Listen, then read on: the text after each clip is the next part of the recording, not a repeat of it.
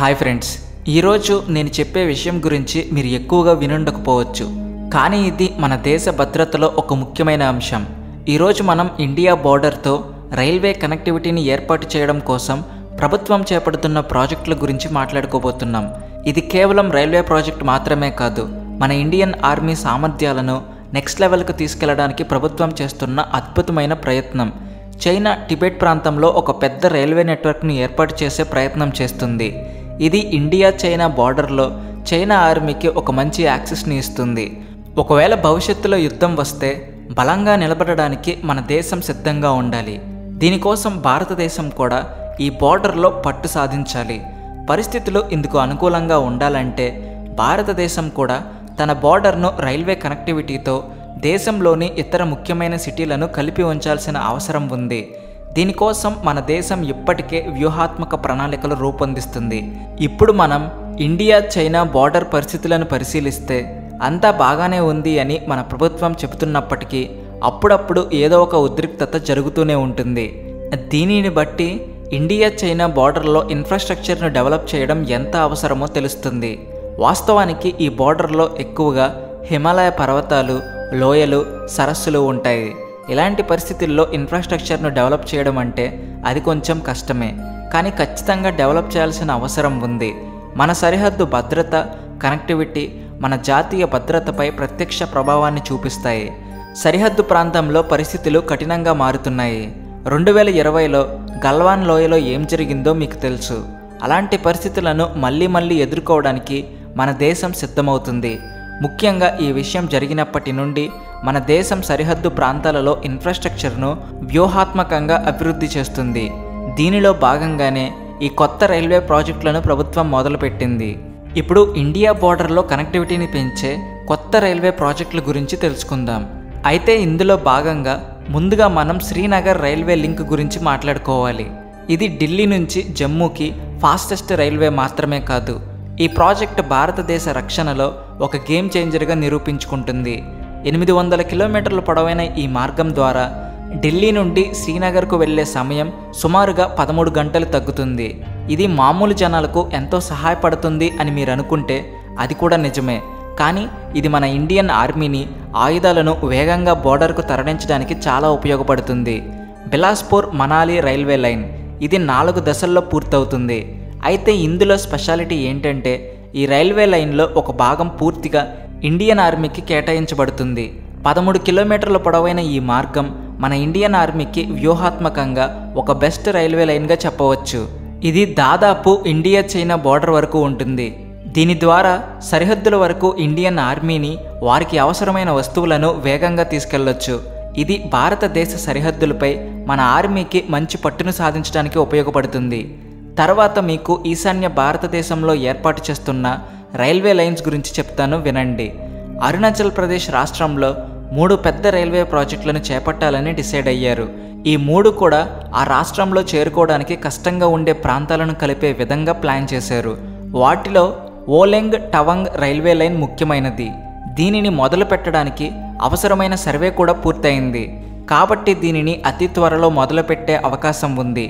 ఇది మన దేశంలోనే ఈశాన్య ప్రాంతం, చైనా బార్డర్ మధ్య మంచి కనెక్టివిటీని ఏర్పరుస్తుంది. తర్వాత మనం సిక్కిం గురించి మాట్లాడుకోవాలి. ఇది చిన్న రాష్ట్రమే, కానీ వ్యూహాత్మకంగా ఎంతో ముఖ్యమైనది. సిక్కిం ఇప్పటి వరకు నేషనల్ హైవేతో మాత్రమే అనుసంధానమై ఉంది. ఇది ఎక్కువగా కొండ చర్యలు విరిగిపడడం, విపరీతమైన మంచు మొదలైన సమస్యలను కలిగి ఉంది. వీటి వల్ల అప్పుడప్పుడు ఈ దారిలో రాకపోకలు నిలిపివేయాల్సిన పరిస్థితులు ఏర్పడుతూ ఉంటాయి. కానీ ఇప్పుడు సిక్కిం రాష్ట్రంలో రంగ్పో రైల్వే లింక్ రాబోతుంది. దీని ద్వారా సిక్కిం తన తొలి రైల్వే మార్గాన్ని పొందగలుగుతుంది. ఇది సిక్కిం రాష్ట్రానికి రాజధాని అయిన గ్యాంగ్టాక్కు 38 కిలోమీటర్ల దూరంలో ఉంటుంది. ఇది కూడా ఇండియా బోర్డర్లో మన ఆర్మీ పట్టు సాధించడానికి చాలా ఉపయోగపడుతుంది. ఇక్కడ వరకు అంతా బాగానే ఉంది. అయితే కొత్తగా ఏర్పాటు చేస్తున్న ఈ రైల్వే ప్రాజెక్టులు మన ఇండియన్ ఆర్మీకి ఎంతవరకు సహాయపడతాయి? దీనికి కాలమే సమాధానం చెబుతుంది. ఇప్పటి వరకు అయితే మన దేశ సరిహద్దుల మీద వ్యూహాత్మకమైన గ్రిప్ పొందడానికి ఈ ప్రాజెక్టులు ఖచ్చితంగా ఉపయోగపడతాయని అంచనా వేస్తున్నారు. మీకు తెలుసా, వీటిని నిర్మించడం అంత ఈజీ కాదు. చాలా సవాళ్లను ఎదుర్కోవాల్సిన అవసరం ఉంటుంది అనడంలో నో డౌట్. ఎందుకంటే మన దేశంలో చదునైన ప్రదేశాలు తక్కువగా ఉంటాయి. సరిహద్దు ప్రాంతాలన్నీ దాదాపు కొండలు, లోయలు, నదులు, సరస్సులు ఇలా ఎక్కువగా ఎత్తుపల్లాలను కలిగి ఉంటాయి. అదేవిధంగా రకరకాల వాతావరణ పరిస్థితులు ఉంటాయి. ఇలాంటి ప్రాంతాలలో రైల్వేలను ఏర్పాటు చేయడం అంటే 4 ఇళ్ల మధ్య రోడ్లు వేసినంత సులభంగా ఉండదు. ముఖ్యంగా చాలాసార్లు విపరీతమైన వాతావరణ పరిస్థితుల కారణంగా, అంటే ఎక్కువగా మంచు కురవడం, కొండచర్యలు విరిగిపడడం వంటి పరిస్థితుల్లో చేస్తున్న పనులన్నీ ఎక్కడికక్కడ ఆగిపోతాయి. ఇలాంటి సమయంలో మన శత్రు దేశాలు మన ఇన్ఫ్రాస్ట్రక్చర్పై దాడి చేయకుండా చూసుకోవడం అవసరం.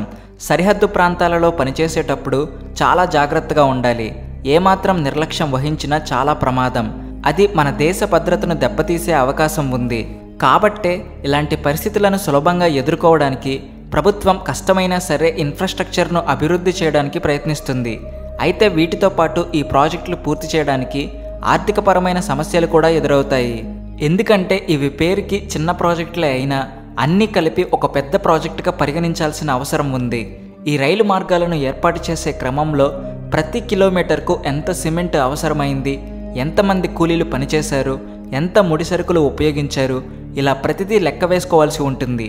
అదేవిధంగా ప్రాజెక్ట్ స్టార్ట్ చేసినప్పుడు ముడిసరుకు ధరలు, ప్రాజెక్టు పూర్తయ్యేటప్పటికి ముడిసరుకు ధరల మధ్య చాలా తేడా ఉంటుంది. వీటన్నిటి కారణంగా చాలా ఖర్చు అవుతుంది. అయితే దేశ రక్షణకు ఈ మాత్రం ఖర్చు పెట్టడంలో తప్పు లేదు. చైనా టిబెట్ మీదుగా 4000 కిలోమీటర్ల పొడవైన భారీ రైల్వే లైన్ను నిర్మించుకుంది. ఇది ప్రజా రవాణాకు ఉపయోగపడడమే కాకుండా చైనా ఆర్మీకి కూడా ఎంతో సహాయపడుతుంది. ఈ లైన్ ద్వారా ఆ దేశ సరిహద్దుల మీద వాళ్ళు బలమైన పట్టు సాధించగలుగుతున్నారు. ఏదైనా యుద్ధం వస్తే లేదా ఇంకా ఏదైనా ఎమర్జెన్సీ సిచ్యువేషన్ వచ్చినప్పుడు చైనా వాళ్ళ ఆర్మీని చాలా వేగంగా తమ బోర్డర్కు తరలించగలుగుతుంది. చైనా ఆర్మీకి అవసరమైన ఆయుధాలను, వస్తువులను సమయానికి అందించగలుగుతుంది. ఈ విధంగా ఆ రైల్వే లైన్ చైనాకు వ్యూహాత్మకంగా కీలకంగా మారింది. అయితే ఇదే సందర్భంలో మన ఆర్మీ చైనా ఆర్మీతో పోల్చుకున్నప్పుడు అంత బలంగా ఉందా? లేదు. కానీ వాళ్ళతో పోల్చుకున్నప్పుడు మనం ఈ విషయంలో వేగంగా అభివృద్ధి చెందుతున్నాం. మన ఆర్మీకి కావలసిన వసతులను ఏర్పాటు చేసే ప్రయత్నం చేస్తున్నాం. అయితే ఈ ప్రాజెక్టులు కంప్లీట్ అయితే మన దేశంలో మనం ఎలాంటి మార్పులు చూడవచ్చు అది కూడా ఇప్పుడు తెలుసుకునే ప్రయత్నం చేద్దాం. అసలు ఈ రైల్వే లైన్స్ని ఏర్పాటు చేయడం మన దేశ ఆర్మీకి వ్యూహాత్మకంగా ఉపయోగపడడం అనే లక్ష్యంతో మొదలైంది. కాబట్టి ముందుగా దాని గురించే మాట్లాడుకుందాం. ఈ ప్రాజెక్టులు పూర్తయితే మనకు మన దేశ సరిహద్దుల మీద మంచి గ్రిప్ దొరుకుతుంది. యుద్ధాలు సంభవించినప్పుడు మన ఆర్మీని అవసరమైన ప్రదేశాలకు ఈజీగా పంపించవచ్చు. వారికి అవసరమైన ఆయుధాలు, వస్తువులను వేగంగా అందించవచ్చు.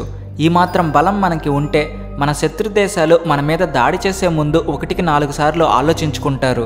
వాళ్ళు మన దేశం మీద దాడి చేస్తే మనం కూడా వెంటనే రియాక్ట్ అవ్వగలమనే భయం వాళ్ళల్లో ఉంటుంది. తర్వాత రైల్వే లైన్స్ మన దేశ ప్రజలకు కూడా ఉపయోగపడతాయి.